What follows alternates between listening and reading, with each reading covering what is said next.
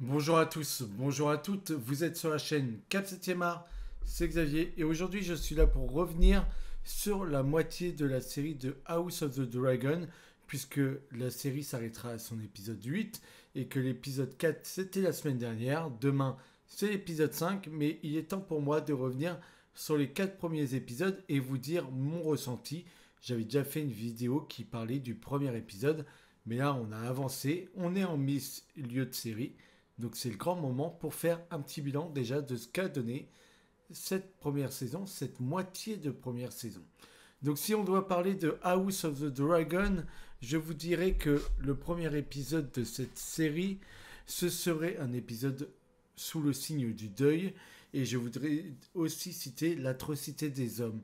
C'est ce qui ressort de cet épisode. Pour l'épisode 2, je vous dirais qu'on a la colère de la jeunesse qui est exprimée et la sagesse de la vieillesse qui, elle aussi, est mesurée.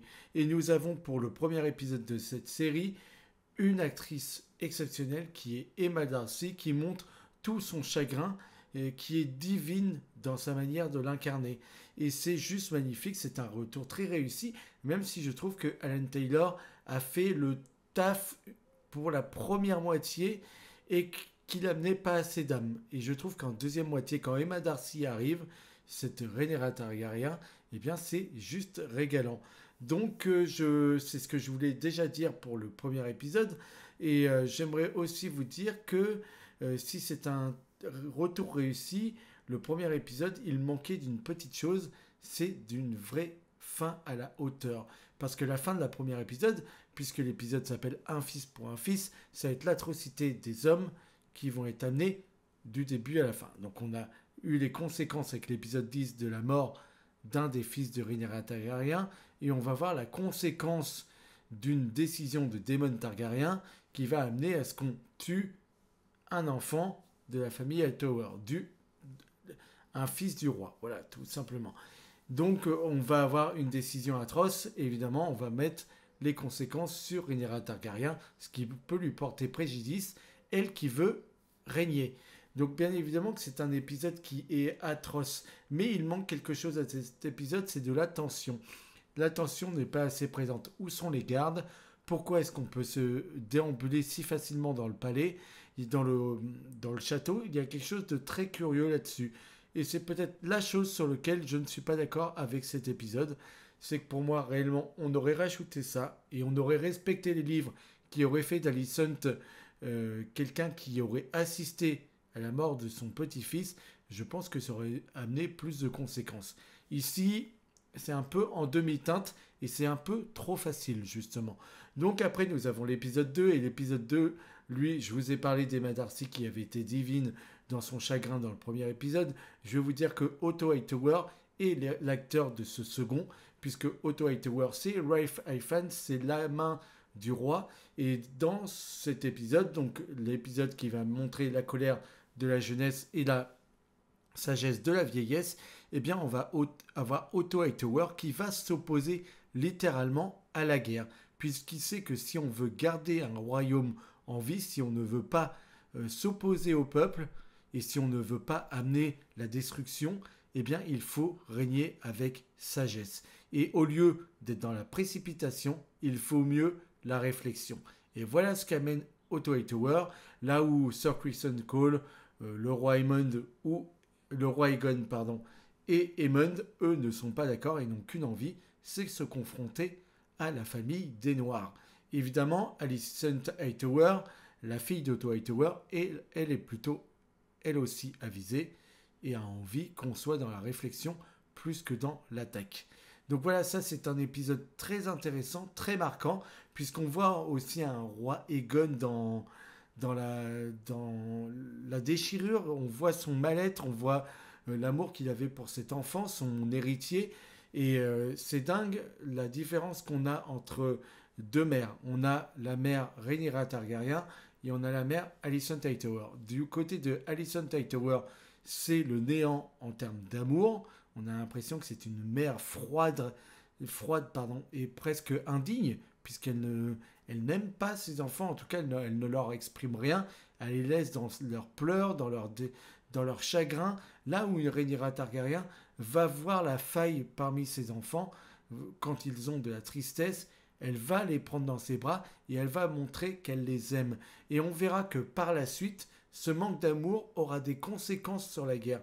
C'est ceux qui sont en manque d'amour qui sont le plus aptes à vouloir cette guerre. Voilà. C'est très important de l'amener puisqu'on voit une différence entre les enfants de Rhaenyra et on voit la différence avec ceux de la famille Hightower. Donc là, c'est déjà un premier point que je voulais vous citer.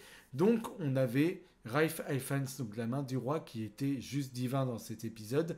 Et à bien des moments, quand il est en duel avec le roi, donc qui est joué par Tom Glynn-Carney, je regarde mes notes que j'ai pris là, et ben les deux sont juste délicieux et on voit que ce roi n'est pas juste un roi, un jeune roi un peu bébête, un peu con, mais c'est quand même quelqu'un d'avisé, de drôle parfois avec ses sujets et qui peut s'avérer être aussi tendre.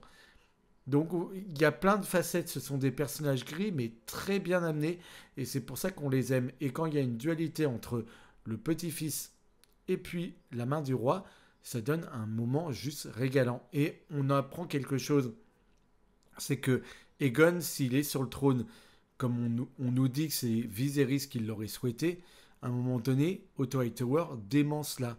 Quand il dit « on m'a nommé au trône », et lui dit « ah, tu crois vraiment ça ?» En mode « mais tu te gourdes totalement, c'est nous qui t'avons placé là, et c'est pour ça que tu règnes. Si on n'était pas là, tu ne serais rien. Et c'est Rhaenyra qui régnerait. » Bon, bah, c'est un moment très intéressant. Et Rafe Ifans, il brille de sa performance, il est magistral.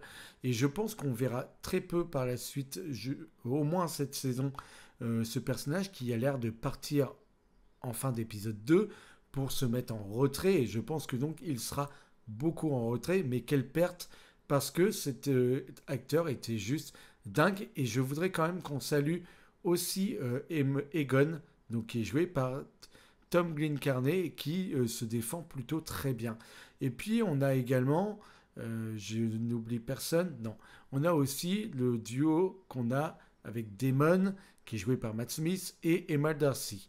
Et ce duo-là, il va s'opposer dans cet épisode, puisque les conséquences directes de ce qui s'est passé en épisode 1 avec la mort du fils du roi, c'est un acte de Daemon qui a voulu aller plus loin que les paroles qu'avait données Rhaenyra.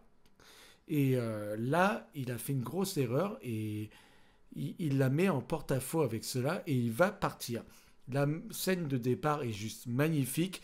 La musique de Jamin Djawadi, il faut la souligner, parce que pendant ces 4 épisodes, elle est juste magnifique. Mais sur ce départ particulièrement, j'ai trouvé qu'elle était vraiment brillante. Et on a Claire Kainer qui est la réalisatrice de cet épisode 2, c'est la réalisatrice des épisodes plein d'épisodes de la première saison, notamment l'épisode 4 de mariage. Et moi, je trouve que le travail de Claire Kainer, c'est peut-être celui que je préfère moi. Sa réalisation, sa manière d'amener en tension, d'étouffer les personnages à des moments, etc., d'y amener de la tension, c'est tout ce que j'aime. Et on a quand même un combat qui, dans ce deuxième épisode, fait tout ce que n'avait pas fait le premier. C'est-à-dire qu'on a de la tension. C'est-à-dire qu'on a un personnage qui entre chez l'ennemi, mais qui n'entre pas si facilement chez l'ennemi. On a une préparation qui nous est amenée. Et puis quand le combat arrive, il est juste désastreux. On a du mal, on s'y perd. Et puis on est avec cette Rhaenyra qui est faible, qui est sans armes, Et ce combat est plutôt bien amené, plutôt bien porté, efficace, désastreux, déchirant. Voilà, ça c'était très bien foutu. Et évidemment, que ce soit costume, lumière, photographie, réalisation, acteurs, ils sont tous brillants. Mais ça, je l'avais dit en première saison, je l'ai dit quand j'ai reparlé du retour de HBO, c'est la qualité habituelle. À ce niveau-là, tout ça, j'ai plus besoin d'en parler. Les lumières, tout ça, c'est impeccable. Je creuse juste dans quelques épisodes sans aller dans le véritable spoil. J'essaie d'être plutôt évasif pour vous. Et maintenant, on va parler des épisodes 3 et 4. Donc c'est parti. Alors l'épisode 3, il y en a beaucoup qui lui reprochent d'être un épisode plutôt faible, plutôt ennuyant, encore dans les blablateries, on va dire, et qui n'avancent pas. Alors moi, je pense que c'est tout le contraire, et je pense qu'encore une fois, HBO a tout compris. On nous l'avait dit, la première saison avait des ellipses que n'aurait pas la suite de House of the Dragon. La saison 2 revient à ce qu'on avait dans Game of Thrones, un rythme plus lent, dans le présent, et non des ellipses de plusieurs années, parfois entre les épisodes. Ici, on est dans quelque chose de plus constant qu'on a connu avec l'ancienne série. Donc il faut se réadapter à cela. Et quand on se réadapte à cela, eh bien on a des discours qui sont juste géniaux. Il faut parler du début de l'épisode 3 qui est juste parfait. Le début de l'épisode 3, c'est quoi? Eh bien tout simplement, on nous montre deux camps. On a deux villages qui s'opposent. Un qui est pour les verts, un qui est pour les noirs.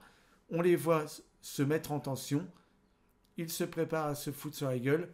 La scène d'après, la scène est jonchée de cadavres et personne n'a gagné. Eh bien, c'est ce qu'on nous affirme avec cette histoire. On nous affirme que quoi qu'il arrive, il n'y aura pas de gagnant, mais qu'il y aura bien évidemment le sang qui va couler. Et c'est ça, cette danse des dragons qui va nous être proposée.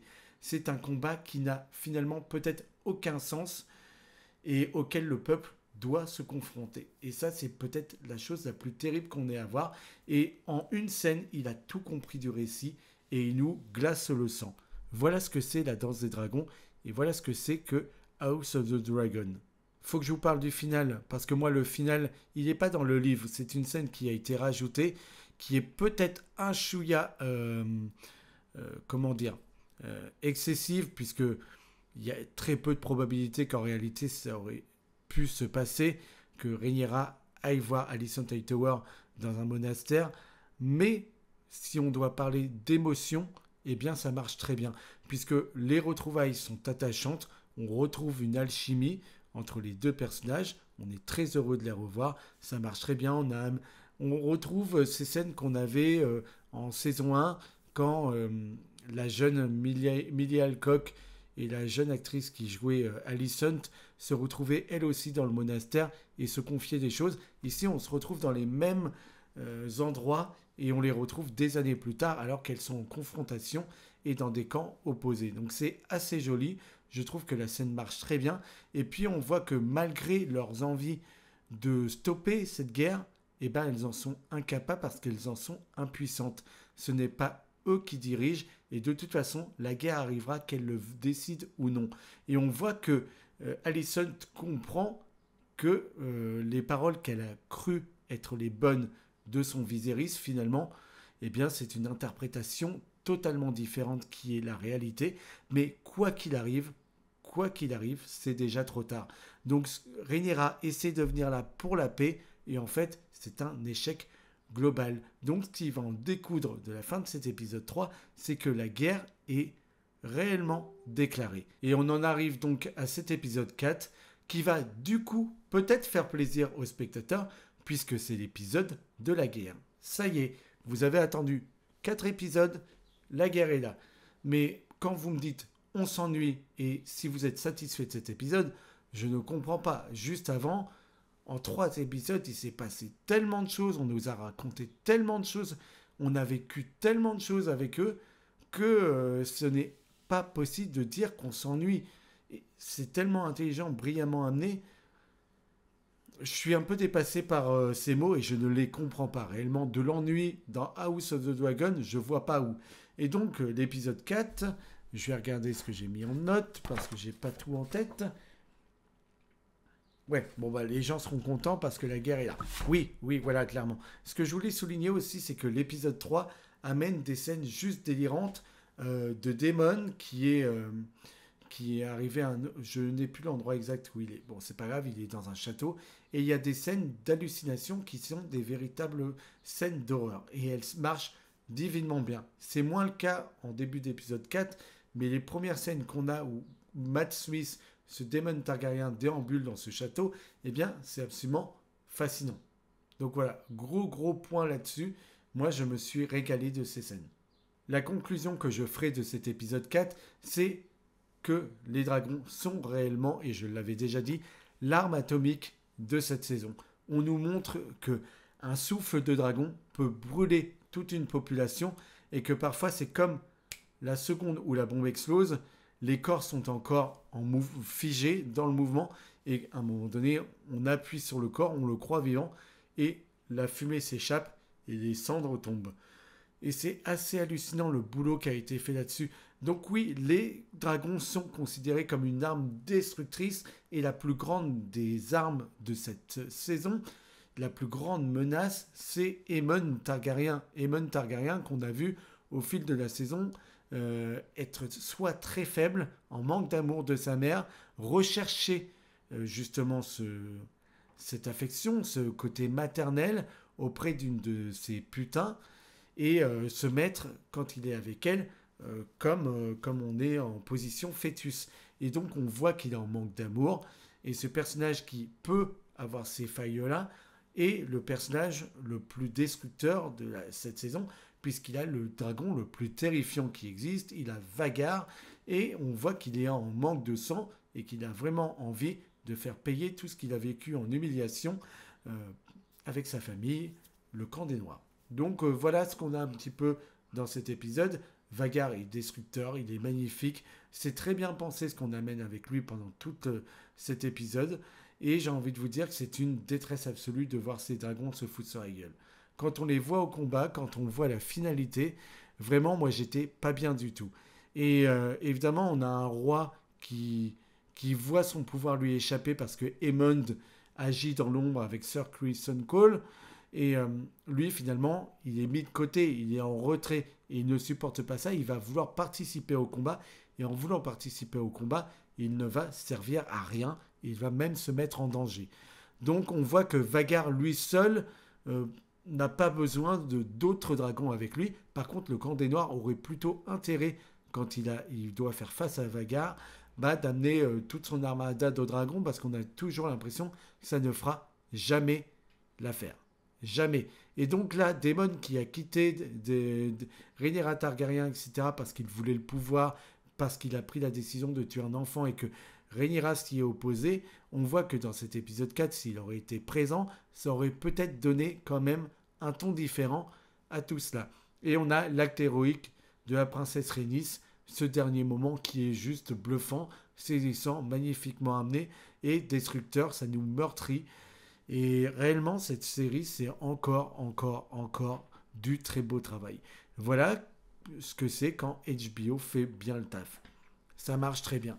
Et House of the Dragon, il n'y a aucun doute que l'épisode 5 qui arrivera demain me conquérera. En tout cas, je le souhaite réellement. Mais je ne veux pas voir cette série s'arrêter. Il reste 3 épisodes, les amis. Ça va être vraiment un supplice. 4 épisodes, pardon. Parce que j'ai pas vu l'épisode, bien évidemment, qui arrive demain. Je suis déjà dans le futur. Il reste 4 épisodes et ça va être très compliqué de se séparer de cette série. Et il ne faut pas oublier aujourd'hui qu'on a un nouveau générique qui est lui tissé pour nous raconter les aventures de House of the Dragon. Et plus on avance dans les épisodes, plus vous verrez que la toile qui nous est proposée dans ce générique, elle avance aussi. On a la mort du fils du roi, on a des petits éléments qui nous sont implantés ici et là dans cette jolie confection. Et moi, je trouve que c'est vraiment un régal pour les yeux. Donc voilà ce que j'avais à vous dire sur les épisodes 1 à 4. Pour moi, c'est du régal et on a hâte de continuer et de ne jamais s'arrêter, ce qui n'est pas le cas de toutes les séries, j'ai envie de vous le dire. Voilà tout ce que j'avais à vous dire. Bien évidemment, vous pouvez vous abonner, liker, partager, commenter cette vidéo, me faire part de vos retours, de vos désaccords ou de vos accords avec moi. Moi, j'ai lu le livre, je sais que c'était un régal. La série prend des visions différentes à bien des égards. J'aimerais aussi dire que l'acteur qui joue Sir Criston Cole, qui est, je l'ai noté quelque part, Fabien Frankel, il se fait insulter sur les réseaux puisqu'il est Sir Criston Cole, qui est détesté par tout le monde, qui est un personnage atroce, débile, fonceur, combattant, arrogant. Oui, certes, mais l'acteur qui est derrière n'y est pas responsable. Donc, il ne fait qu'interpréter un rôle qu'on lui a donné. Donc, l'attaquer ou l'injurier, etc., ça n'a aucun sens. Donc, j'aimerais beaucoup que les fans de House of the Dragon sachent faire la différence entre les personnages et les acteurs. Donc voilà, vous pouvez vous abonner, liker, commenter, partager cette vidéo. Merci de m'avoir écouté, c'était Xavier pour vous servir.